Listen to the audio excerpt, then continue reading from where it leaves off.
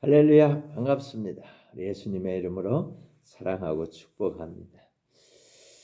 오늘은 사랑의 나라로, 사랑의 땅으로 이제 그런 말씀으로 은혜 받기를 원합니다. 하나님은 우리에게 유토피아 이상향을 주시려고 하십니다. 에덴 동산을 주셨는데 아담이 실패했죠. 빼앗겨 버렸어요. 그래서 하나님께서는 다시 예수님을 통해서 우리에게 새로운 사랑의 땅을 주시려는 겁니다. 사랑의 땅, 사랑의 나라, 행복의 나라. 이것을 성경에 자세히 기록해 놓으셨습니다.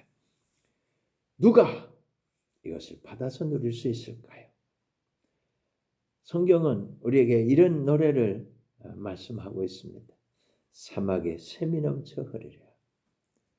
사막에 꽃이 피어 향내가 나리라. 주님이 다스릴 그 나라가 되면 사막이 꽃동산 되리. 사자들이 어린 양과 뛰놀고 어린이도 함께 뒹구는 참사랑과 기쁨의 그 나라가 이제 속히 오리라. 사막에 숲이 우거지리라. 사막에 예쁜 새들 노래하리라. 주님이 다스릴 그 나라가 되면은 사막이 낙원되리라. 독사굴에 어린이가 손 놓고 장난쳐도 물지 않는 참사랑과 기쁨의 그 나라가 이제 속히 오리라. 아멘. 사랑하는 성도 여러분, 이런 땅에서 살고 싶지 않습니까? 혹시 지금 이런 땅에서 살고 계신 분이 있습니까? 여러분, 우리는 말세의 마지막 순간을 살아내고 있습니다. 말세는 성경에 나타난 모든 현상들이 총 집합이 되고 있습니다. 우리가 믿음만 있다면 이런 땅을 살아갈 수가 있습니다. 첫째, 이사야의 노래를 들어보시기 바랍니다. 이사야 43장 19절입니다. 보라, 내가 새 일을 행하리니 이제 나타낼 것이라. 너희가 그것을 알지 못하겠느냐? 반드시 내가 광야의 길을 사막에 강을 내리니. 아멘. 할렐루야. 이사야서는 66장으로 되어 있습니다. 39장까지는 심판을 경고하고 나머지 27장은 하나님께서 이루실 새 일에 대한 내용입니다. 성경은 전체 66권입니다. 구약이 39권, 신약이 27권입니다. 이 이사야서와 구조가 비슷하죠? 구약은 오실 메시아에 대한 내용이고 신약은 오신 메시아에 대한 내용입니다. 솔로몬 이후로 이스라엘 백성들은 우상 숭배에 푹 빠져버렸습니다. 그래서 하나님 앞에 악행을 저질렀습니다. 하나님의 백성들을 핍박하고 박해하고 살해하였습니다. 그대로 버려두면 죄와 저주와 질병과 사망과 지옥에 떨어질 게 뻔합니다. 어떻게 해야 되겠어요? 어떻게 해야 이거 고치겠습니까? 여러분, 자식을 사랑하면 매를 드는 거죠. 사랑하는 자식들이 바로 되기를, 잘 되기를 바라기 때문입니다. 우리 하나님 아버지께서도 사랑의 매를 드셨습니다. 인간 채찍입니다. 그게 바벨론입니다. 바벨론에게 나라가 망하고 포로로 잡혀갑니다. 70년 동안 고생을 하지만 그동안 하나님은 하나님 섬기는 것과 사람을 섬기는 중에 어느 것이 더 낫겠느냐? 너희가 선택해라. 경험해보고 알지 않겠느냐? 이렇게 인간 채찍을 드신 거지요. 파사를 통해서 바벨론을 멸망시키고 사랑의 땅으로 돌아와서 하나님을 섬기는 백성으로 디자인하셨습니다. 이것이 이사야의 노래입니다. 성경은 구약 39권을 통해서 우리들이 지은 죄와 저주와 질병과 사망과 지옥에 대해서 설명하고 있습니다. 장차 오실 메시아가 우리를 구원하실 걸 예언하고 있습니다. 신약 27권은 예언이 성취된 것을 선포합니다. 메시아 예수 그리스도께서 오셔서 죄값을 지불하시고 구원하시고 저주와 질병과 사망과 지옥 문제를 해결하셨다 선언하는 겁니다. 이걸 믿으면 구원을 받고 은혜도 받고 축복도 받습니다. 사랑의 땅에서 살아가는 복된 예언을 노래하고 있는 겁니다. 이사야 노래, 성경의 노래, 다 사랑의 땅에 대해서 이야기하는 것이지요. 두 번째로 예레미야의 눈물 이야기를 들어봅시다. 예레미야 29장 11절입니다. 여호와의 말씀이니라. 너희를 향한 나의 생각을 내가 하나니 평안이요 재앙이 아니니라. 너에게 미래의 희망을 주는 것이니라. 아멘. 이사야의 예언이 예레미야 시대에 실현이 됩니다. 그래서 하나님께서 예레미야에게 백성들에게 말하라는 거지요. 바벨론 내가 사랑의 매로 든 것이니까 바벨론에게 항복하고 70년 동안 단련받아라. 그리고 돌아와서 내가 사랑의 땅에서 살게 해줄 테니까 사랑의 나라에서 행복의 나라에서 정말 하나님을 잘 섬기며 믿음으로 살아보아라. 이렇게 말씀을 하시는 겁니다. 근데 믿지를 않아요. 그러니까 그 바벨론 인간 채찍 이스라엘 백성들을 괴롭히고 예루살렘 성을 불사르고 이러는 걸 보면서 폭포수와 같은 눈물을 쏟게 되는 겁니다. 하나님의 마음을 백성들이 너무 몰라주니까 하나님 말씀하시는 그 말씀을 듣는 예레미야는 눈물을 흘릴 수밖에 없더라 그 말입니다. 이사야 선자가 예언했던 대로 바벨론이 쳐들어왔습니다. 전쟁이 일어났습니다. 예레미야 선자는 이것이 하나님의 뜻이라고 선포를 합니다. 그러므로 바벨론에게 항복하라고 말합니다. 바벨론에 가서 70년 지나면 돌아와서 사랑의 땅에 살게 될 거라고 설명합니다.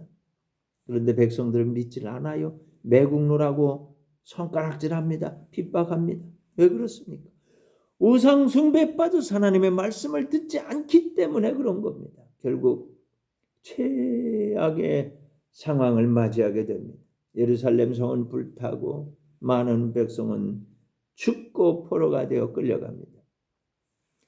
여러분 예레미야는 어떻게 됐을까요? 바벨론 왕의 명령으로 예레미야는 철저하게 보호받습니다. 전쟁터에서도 사랑의 땅을 경험하게 되더라고요.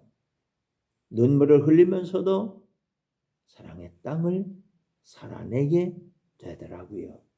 왜요? 하나님을 믿기 때문에 그렇습니다.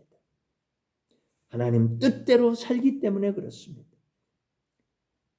언제 어디서든지 무엇을 하든지 하나님을 믿으면 하나님 뜻대로 살면 바로 거기가 사랑의 땅이 되는 것을 아시기 바랍니다. 세 번째로요. 다니엘의 예언을 들어보십시다. 다니엘 2장 44절입니다. 이 여러 왕들의 시대에 하늘에 하나님이 한 나라를 세우시리니 이것은 영원히 망하지도 아니할 것이요 그 국권이 다른 백성에게로 돌아가지도 아니할 것이요 도리어 이 모든 나라를 쳐서 멸망시키고 영원히 설 것이라. 하나님의 사랑의 나라를 사랑의 땅을 만드실 것이라 예언하고 있습니다. 아멘. 다니엘은 포로로 끌려간 사람입니다. 하나님 은혜를 깨닫게 됩니다. 조상들이 죄를 지은 걸 알게 되었습니다. 나라가 망하고 70년 포로 생활을 할 것을 알았습니다. 철저하게 하나님께 회개합니다. 하나님 뜻대로 살아갑니다. 바벨론이지만 그곳에서 사랑의 땅에 살게 하여 주십니다. 총리가 됩니다. 기도한 것 때문에 사자굴에 들어가지만 사자굴이 사랑의 땅이었습니다. 놀랍지 않습니까? 하나님이 함께 하시니까 다니엘이 있는 곳이 사랑의 땅입니다. 사랑하는 성도 여러분, 시대가 어렵지요. 살기가 힘들죠. 힘이 들고 고단하십니까?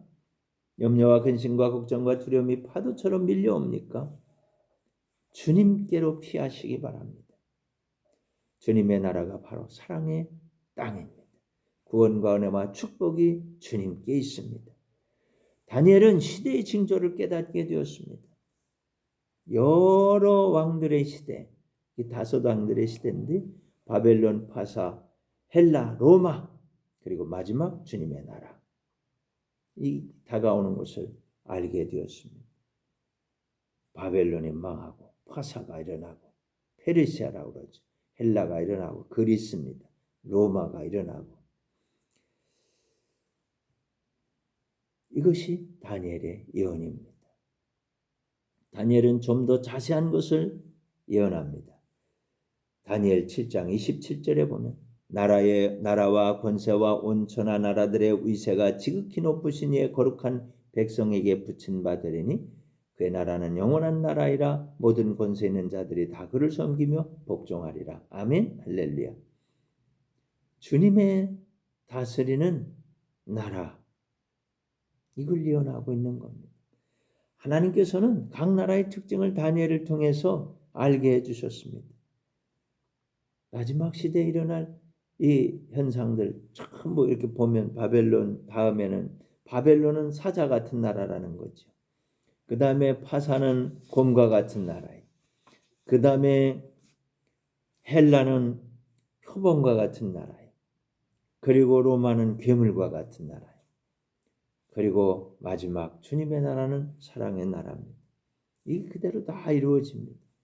바벨론, 파사, 헬라, 로마 313년에 콘스탄티누스 대제가 밀라노 칙령을 통해서 로마를 기독교 국가로 선포합니다. 사랑의 나라가 선포된 겁니다. 와, 이 이루어진 거예요.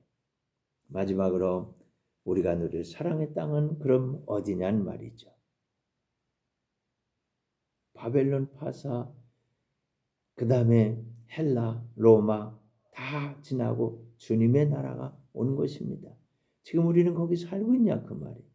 이사야 11장 6절, 7절, 8절, 9절에 이걸 노래하고 있는 겁니다.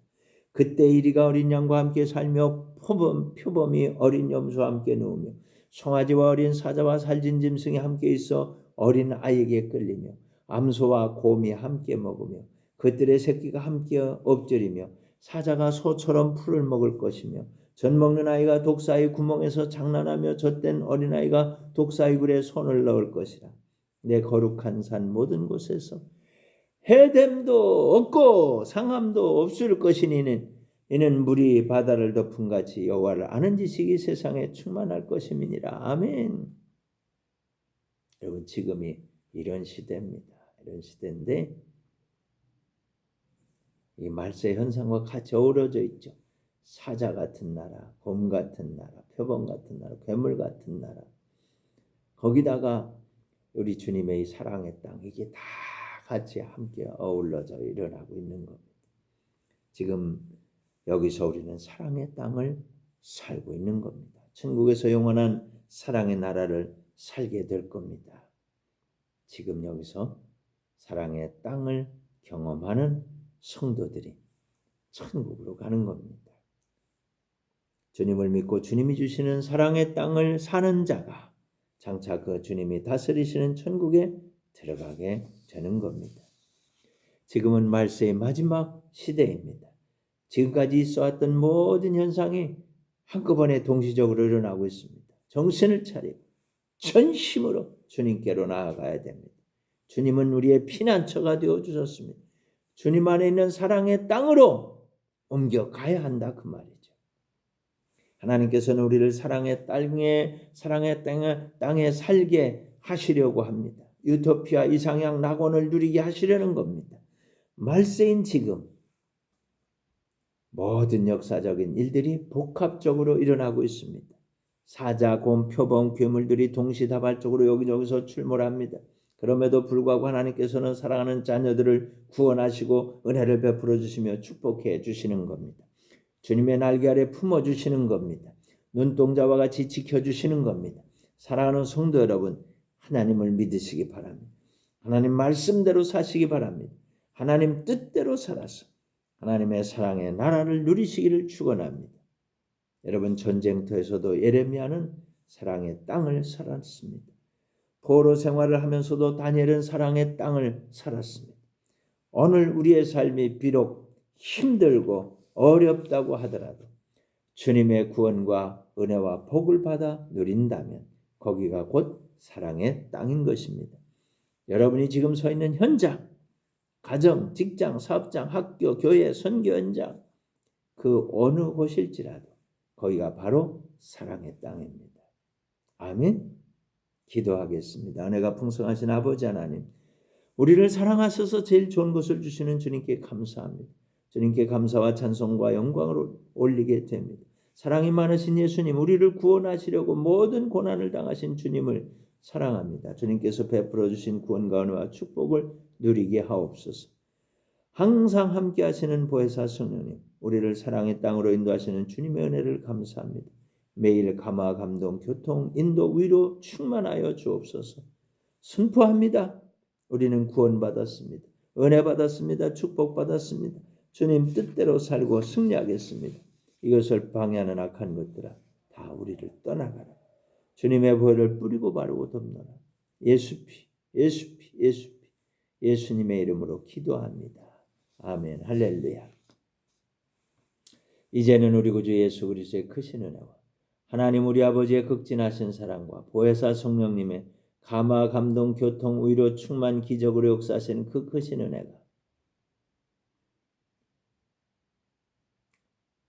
오늘 함께 예배드리는 귀한 우리 하나님 자녀들 머리 위에 저들의 삶의 현장에 지금부터 영원토록 함께 있을지어다. 아멘. 할렐루야. 주님 감사합니다. 우리를 사랑하신 주님께 영광을 올려드립니다. 아멘.